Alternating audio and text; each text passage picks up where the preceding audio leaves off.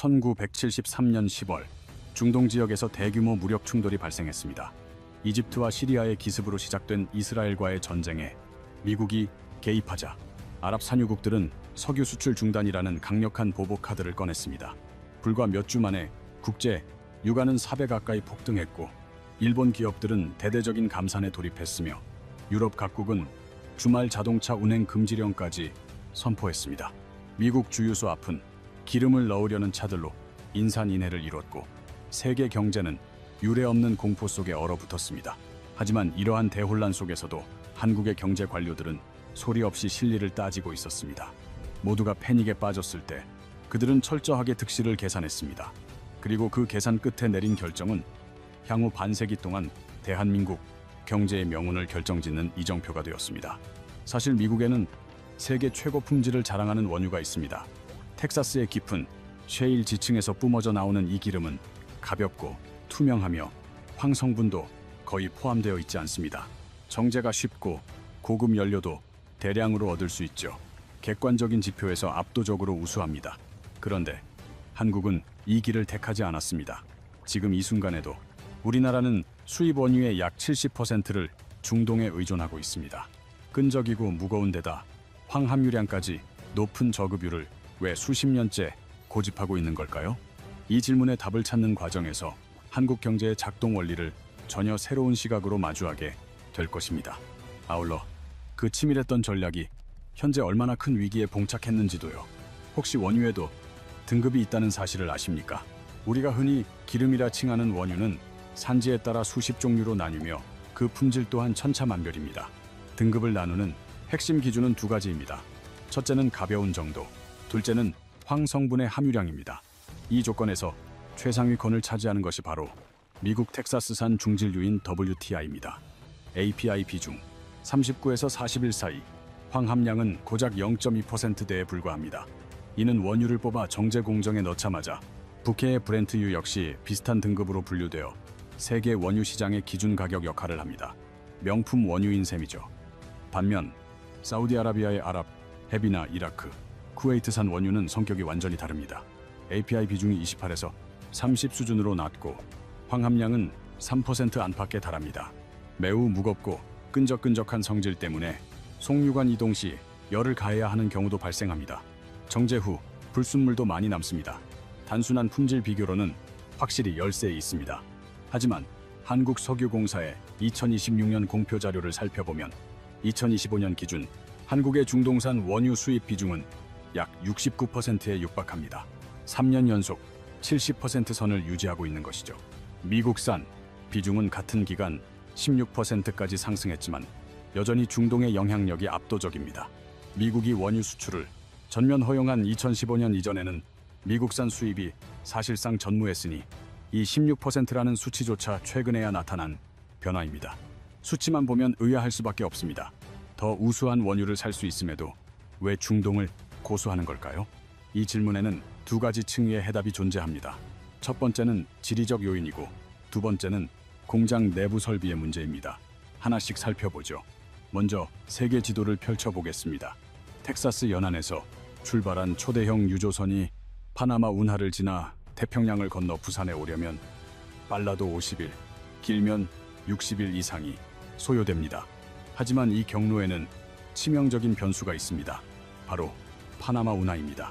2023년 전례 없는 극심한 가뭄이 파나마를 덮쳤습니다.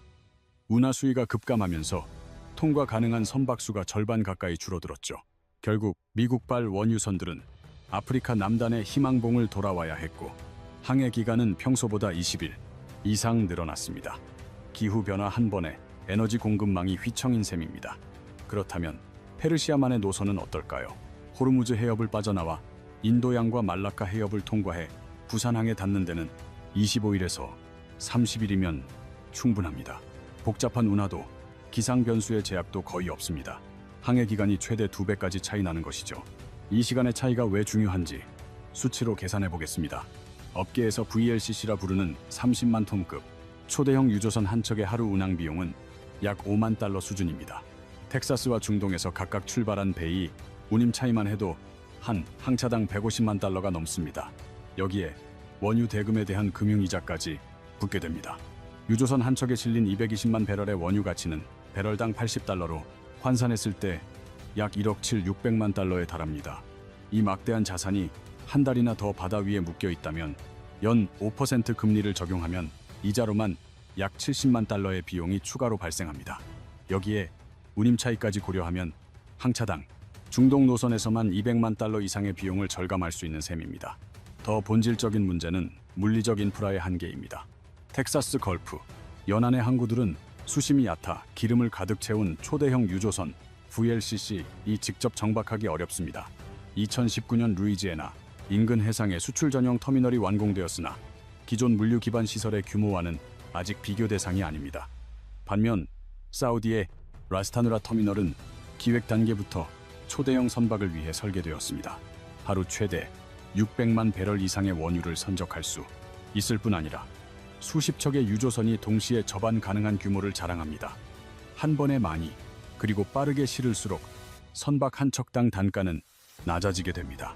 결론적으로 운송비와 인프라의 효율성, 금융이자와 공급의 안정성을 종합하면 중동 노선이 압도적으로 유리할 수밖에 없습니다. 하지만 이것은 우리가 중동을 선택한 이유의 절반도 되지 않습니다. 운송비나 인프라는 겉으로 드러나는 일종의 껍데기에 불과하기 때문입니다. 그 이면에는 훨씬 결정적인 원인이 숨어 있습니다. 그 해답은 원유 자체가 아니라 공장 설비, 내부에 있습니다. 1970년대 초 한국은 경공업 체제에서 중화학공업으로 전환하는 거대한 산업 구조의 변화를 선포했습니다. 철강, 조선, 석유화학이라는 세 축을 동시에 구축하겠다는 원대한 계획이었습니다. 이를 실현하기 위해서는 원유에서 반드시 추출해내야 하는 핵심 성분이 필요했는데 그것이 바로 나프타입니다. 아마 많은 분에게 나프타라는 이름은 생소할 것입니다. 하지만 나프타를 이해하지 못하면 한국 제조업의 근간을 모르는 것과 같습니다.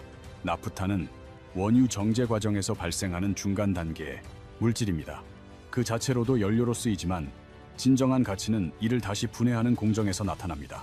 나프타를 700도에서 850도 사이의 고온으로 가열하면 탄화수소 사슬이 쪼개지며 에틸렌, 프로필렌, 부타디엔, 벤젠 같은 기초 화학 원료들이 생성됩니다. 이것들이 우리가 사용하는 플라스틱과 합성고무, 합성섬유의 핵심 원재료가 됩니다. 삼성전자와 SK하이닉스가 반도체 제조 공정에 사용하는 감광액이나 식각가스, 세정용 초순수 등 정밀화학 제품의 원료 역시 여기서 시작됩니다. 우리가 매일 쓰는 페트병과 폴리에스터 의류, 심지어 비행기 좌석의 쿠션까지 모두 나프타에서 만들어집니다. 한국의 석유화학 산업은 나프타 없이는 단 하루도 유지될 수 없습니다. 제조업의 쌀이라는 수식어가 결코 과장이 아닌 이유입니다. 그 규모를 살펴보면 전라남도 여수에 위치한 국가산업, 단지는 아시아 최대의 석유화학 클러스터입니다. LG화학, 롯데케미칼, 한화솔루션, 금호석유화학 등이 집결해 있으며 이 단지 한 곳에서 생산되는 제품의 연간 가치만 해도 수십조 원에 달합니다. 울산과 대산의 석유화학, 단지를 합치면 한국은 세계 5위권의 생산력을 보유하고 있습니다. 이 모든 거대한 산업의 기점이 바로 나프타인 것이죠. 이제 근본적인 의문이 생깁니다. WTI 같은 경질류에서도 나프타를 얻을 수 있지 않느냐는 질문입니다. 물론 가능합니다. 다만 셰일오일 같은 경질 원유는 정제 시 휘발유나 LPG 같은 가벼운 유분이 주를 이루며 나프타의 비중은 상대적으로 낮습니다. 반면 중동 지역의 중질 원유는 나프타 성분의 함유량이 더 높습니다. 동일한 양의 원유를 수입하더라도 제조업 원료를 더 많이 확보할 수 있다는 의미입니다. 하지만 장점은 이뿐만이 아닙니다. 중동 원유를 정제하면 공정의 맨 끝단에서 많은 양의 찌꺼기가 남는데 이것이 바로 벙커CU입니다. 경질 원유에서는 이런 잔사유가 훨씬 적게 발생합니다. 과거에는 이 찌꺼기가 처리 곤란한 골칫덩이 취급을 받기도 했습니다. 활용도도 낮고 환경 규제도 엄격했기 때문이죠. 하지만 한국은 여기서 기회를 포착했습니다. 벙커유는 거대 선박을 움직이는 핵심 연료입니다. 선박 엔진은 자동차와 달리 끈적거리고 불순물이 섞인 중질유도 태울 수 있는 능력을 갖추고 있습니다. 그리고 한국은 세계 1위의 조선 강국입니다. HD 현대중공업, 삼성중공업, 한화오션이 건조하는 수만 톤급 선박들을 시험하고 인도하는 과정에서 막대한 양의 벙커유가 소모됩니다. 부산, 울산, 광양항을 드나드는 수많은 선박들도 이 벙커유를 연료로 사용합니다. 값싼 원유를 정제하고 남은 부산물이 한국 조선 산업을 지탱하는 에너지가 되는 구조입니다. 여기에 기술적 혁신이 하나 더 더해집니다. 바로 고도화 설비입니다. SK에너지, GS칼텍스, S오일, HD현대오일뱅크는 수조 원의 예산을 투입해 잔사유 고도화 장치를 완비했습니다. 가치가 낮은 찌꺼기 유분을 추가, 공정을 통해 고급 경유나 항공유로 전환하는 첨단 설비입니다. 이 장비의 보유 여부에 따라 정유사의 수익 구조는 완전히 달라집니다. 특히 한국의 고도화 설비들은 중동 지역의 중질 원유를 처리하는 데 최적화되어 있습니다. 중동 원유를 원료로 사용할 때 이 설비의 효율이 비로소 100% 발휘되는 것입니다. 요약하자면 이렇습니다. 중동에서 저렴하게 들여온 원유를 정제하여 나프타는 석유, 화학단지로, 경유와 휘발유는 내수시장으로, 항공유는 하늘길로, 벙커유는 조선 및 해운업으로 보냅니다. 그리고 남은 찌꺼기마저 고도화 공정을 거쳐 다시 고부가 가치 연료로 재생산합니다. 원유 한 방울에서 얻을 수 있는 모든 가치를, 모든 요소를 최대한 활용하는 체계인 것이죠. 대한민국이 중동 원유를 선호하는 까닭은 가격적인 이점 때문만은 아닙니다. 단 하나의 원유에서 석유, 화학원료, 선박용 연료, 그리고 고품질 경유까지 한꺼번에 얻어낼 수 있기 때문입니다. 우리나라는 단순히 기름을 소비하는 국가가 아닙니다. 원유를 정밀하게 분해하여 새로운 산업을 창조하는 국가입니다. 이러한 독특한 산업 구조 덕분에 대한민국은 현재 세계 5위권의 석유화학 생산국, 그리고 세계 1위 조선 강국의 지위를 굳건히 지키고 있습니다. 하지만 이 모든 전략에는 한 가지 치명적인 전제가 깔려 있습니다. 바로 중동 원유의 공급이 끊임없이 이어져야 한다는 사실이죠. 지도를 잠시 살펴보시겠습니까? 페르시아만 입구, 이란과 오만 국경 사이에 좁다란 해로가 존재합니다. 바로 호르무즈 해협입니다. 이곳의 가장 좁은 폭은 단 34km에 불과한데 이는 서울에서 수원까지의 거리에 해당합니다. 그런데 이 34km 남짓한 해로를 통해 하루에 무려 2천만 배럴의 원유와 관련 제품들이 지나갑니다. 미국 에너지, 정보청과 국제에너지기구가 2024년에서 2025년까지의 공식 수치로 발표한 내용입니다. 전 세계 석유 소비량의 대략 20%, 그리고 전 세계 해상 석유 교역량의 약 25%가 이단 하나의 해협을 거쳐 이동합니다. 지구상의 어떤 항로도 이 정도의 규모에 비견될 만한 곳은 없습니다. 그런데 바로 지금 이 해협이 실제로 봉쇄되었습니다. 2026년 2월 28일 미국과 이스라엘은 이란에 대한 공습을 시작했습니다. 이란 혁명수비대는 이에 즉각적으로 호르무즈 해협을 서방 동맹국들의 선박에 대해 전면 봉쇄하겠다고 선포했습니다. 유조선들의 통행은 사실상 중단되었죠. 머스크, CMA, CGM, 하팡로이드 등 세계적인 해운사들은 해협 통과를 일제히 멈췄습니다. 두바이 원유 가격은 3월 접어들면서 배럴당 166달러라는 역대 최고가를 기록했습니다. 평소 하루 5만 달러 수준이었던 초대형 유조선 VLCC의 용선료는 순식간에 40만 달러를 돌파했으며 심지어 한 거래에서는 53만 7천 달러라는 전례 없는 최고 기록이 나오기도 했습니다. 공급망이 요동칠 때 비용이 얼마나 폭발적으로 상승하는지를 온 세상이 실시간으로 목격하고 있는 셈입니다. 그렇다면 대한민국은 과연 얼마나 버틸 수 있을까요? 현재 우리나라의 법정 원유 비축량은 대략 208일분으로 집계됩니다. 이 숫자만을 놓고 보면 단기적인 충격에는 대비할 만한 여유가 있는 것처럼 보입니다. 실제로 정부 역시 단기 수급은 안정적이라고 발표한 바 있습니다. 그러나 여기서는 매우 중요한 개념 구분이 필요합니다. 단기적 상황과 장기적 상황은 완전히 다른 양상의 문제입니다. 당장 원유 공급이 중단된다 해도 석유화학 공장 가동이 멈추는 시점은 비축유가 바닥나는 때가 될 것입니다. 하지만 그보다 먼저 유가 자체가 요동치기 시작합니다.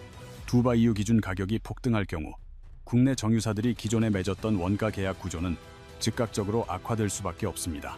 원유 수입 원가가 상승하면 나프타 가격이 덩달아 오르고 이는 다시 에틸렌과 프로필렌의 가격 상승으로 이어지며 궁극적으로 플라스틱, 섬유, 그리고 반도체 소재를 비롯한 전반적인 생산 비용이 증대됩니다. 우리나라 제조업의 모든 비용 구조는 중동 지역의 정세와 직접적으로 연결되어 있는 것이죠. 더욱 근본적인 난관은 현실적인 대안이 부재하다는 점입니다. 가령 미국산 원유의 비중을 급격하게 확대할 경우 나프타 생산 수익 구조 자체가 변동됩니다. 국내 정유사들이 수조 원을 투자해 중동 지역 원유에 맞춰 최적화한 고도화 설비에 효율성이 현저히 저하되는 결과를 낳습니다. 이는 단순히 원유 공급처를 변경하는 차원이 아니라 산업 생태계 전반의 구조를 근본적으로 뜯어 고쳐야 하는 문제입니다. 단 몇 년 안에 해결될 수 있는 성질의 것이 아닙니다. 러시아산 원유는 서방의 제재망으로 인해 사실상 도입이 불가능하며 아프리카나 중앙아시아산 원유는 생산 물량 자체가 우리나라의 거대한 수요를 안정적으로 충족시키기에는 역부족입니다. 다른 나라들과 비교해보면 그 격차가 더욱 선명해집니다. 중국은 러시아산 원유라는 또 다른 선택지를 가지고 있습니다. 인도는 미국으로부터 러시아산 원유 수입을 묵인받은 상태입니다. 두 나라 모두 중동 원유에 대한 의존도가 높은 것은 사실이지만 비상 상황이 발생했을 때 전환할 수 있는 다른 공급원이 존재합니다. 그러나 대한민국은 그러한 대안이 전무합니다.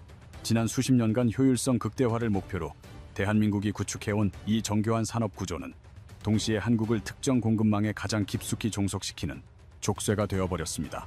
우리나라는 단순히 좋은 기름을 선택한 것이 아닙니다. 가장 정교하고 효율적으로 활용할 수 있는 원유를 선별하여 그 위에 산업 전반을 세워 올린 국가입니다. 세상이 저급하다고 평가했던 원유를 가지고 플라스틱을 생산하고 반도체, 소재를 개발하며 선박을 움직이는 동력원을 확보했습니다. 그러한 선택 덕분에 울산 정유단지는 세계 최대 규모로 성장했고 여수 석유화학 단지는 아시아 최고 규모로 발전했으며 거제와 울산의 조선소들을 세계 1위의 위상으로 끌어올렸습니다. 그런데 이러한 정교함이 깊어질수록 그 시스템이 붕괴했을 때의 파장은 더욱 커질 수밖에 없습니다. 고작 34Km의 해로 하나가 봉쇄되는 순간 플라스틱 공장은 멈춰서고 반도체 생산 공정은 차질을 빚으며 선박 건조 비용은 천정부지로 치솟게 됩니다. 그리고 이 모든 시나리오는 지금 이 순간 더 이상 가상의 이야기가 아닙니다. 영상 서두에 던졌던 질문으로 다시 돌아가 보겠습니다. 왜 더 좋은 원유를 사용하지 않았을까요? 이제 그 해답이 명확히 보이실 겁니다. 대한민국이 외면했던 것은 단순히 더 좋은 기름이 아니었습니다. 그것은 한국의 산업 구조에 적합하지 않은 원유였습니다. 오히려 무겁고 점성이 높으며 불순물이 많은 중동산 원유야말로 한국의 독특한 산업 구조에 가장 완벽하게 부합하는 선택이었던 것입니다. 다만 그 완벽했던 맞춤형 전략이 지금은 가장 심각한 취약점으로 작용하고 있습니다. 대체 언제까지 이 상황이 진정으로 이해한다는 것은 단순히 숫자만을 훑는 것이 아닙니다.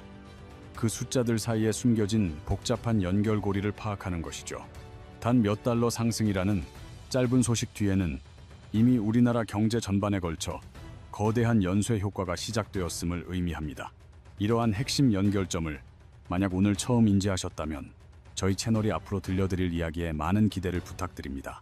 자유롭게 댓글을 통해 여러분의 소중한 의견을 남겨주십시오. 오늘 다룬 내용이 여러분께 도움이 되셨다면 모두의 경제와야 채널에 구독과 좋아요를 꼭 눌러주시기 바랍니다. 다음번 영상에서는 더욱 흥미롭고 유익한 이야기로 다시 찾아뵙겠습니다. 시청해주셔서 대단히 감사합니다.